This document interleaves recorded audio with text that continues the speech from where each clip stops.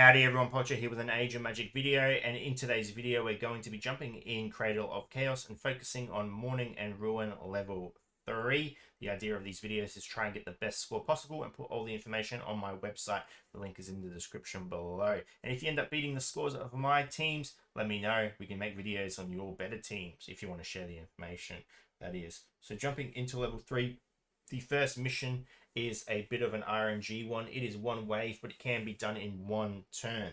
So we're jumping in with a Tiona and a Cobolock. The idea here is that your Cobolock needs to be fairly decently leveled up because he needs to take a brunt of the damage from the enemy. And again, like normal, there's RNG to this fight. So what we're hoping for here is the slow from the Drevarad to land on the Tiona. It did not, so I already know this is most likely going to be a fail. You can try and win from here.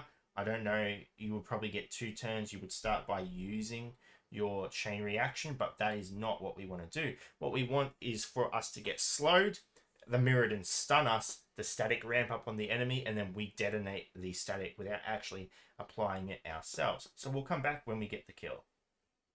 So jumping into battle, the slow is applied to the Tiona, the stun comes out from the Mirrodin, and now you're just going to watch the static applied to the enemy as it ramps up. We're wanting as much as we can get on the enemy, and then we're going to detonate it ourselves. So here we go, we've got plenty of stacks on the enemy. Mirrodin already dies, and then we're going to detonate the stacks, and there you go, 1 turn.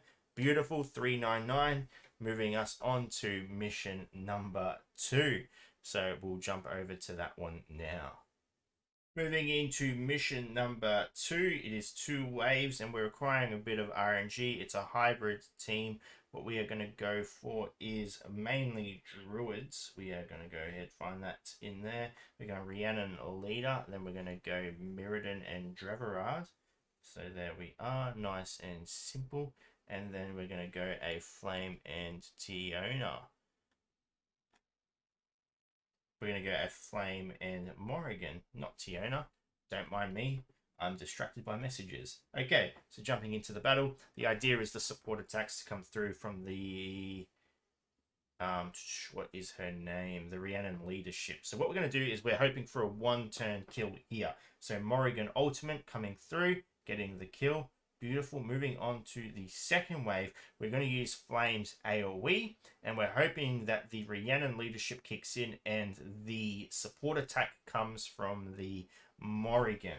That is the hopes. So we go ahead and use our AoE here, and that was perfect. We just unfortunately didn't get the kills we needed, but that is how it's done, so we'll come back when we get the kill. Jumping into battle, we're going to use Morrigan's AoE and get the support from the Rhiannon leadership ability, and then we're going to go ahead and use Flame's AoE and get the kill.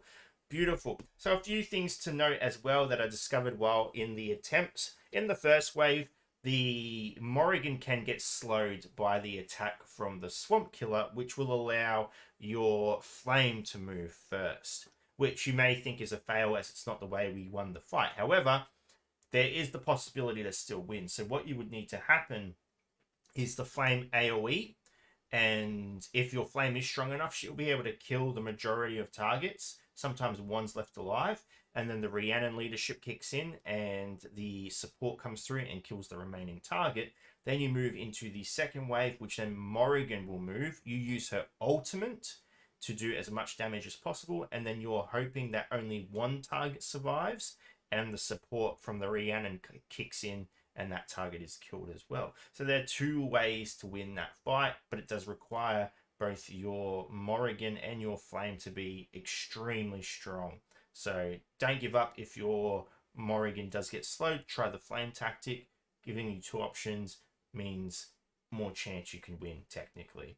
So yeah, there we go. So we'll move into mission number 3 now.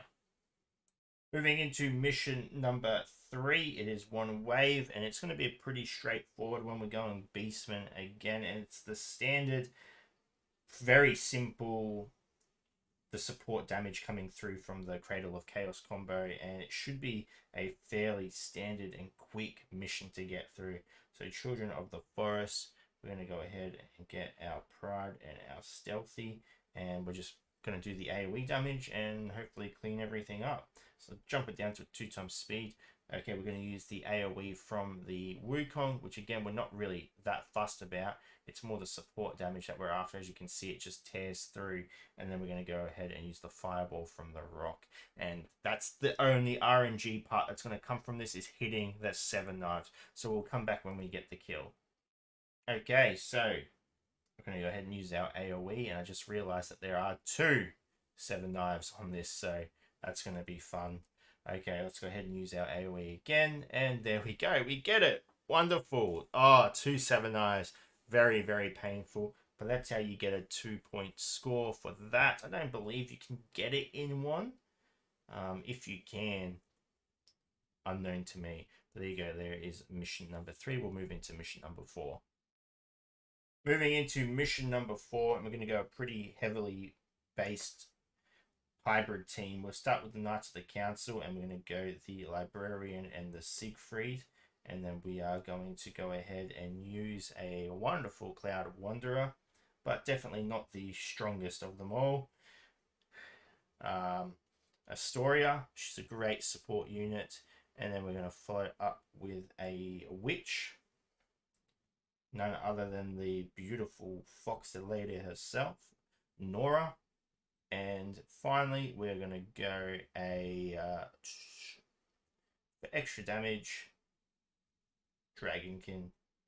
There we go. So this can also be done with the replacement of Siegfried and Rhoynar, and will be done in 3 turns. You're looking for 3 turns. Now, the issue here is that with the Rhoynar, the lockdown and everything you just saw is going to be focused on some important character. So it's important to keep that in mind. But what we are going to do here is use our basic on our Astoria. We're hoping for a double attack. We don't get it, but we'll see if we can continue. It shouldn't be too much of a hassle. We use the AoE, clearing the first wave, move into the second wave, and we're going to go ahead and use our AoE again and hopefully get the kill, which again, the 7 knives, that's where it's going to come down to, is getting that 7 knives kill. So we'll come back when we get it.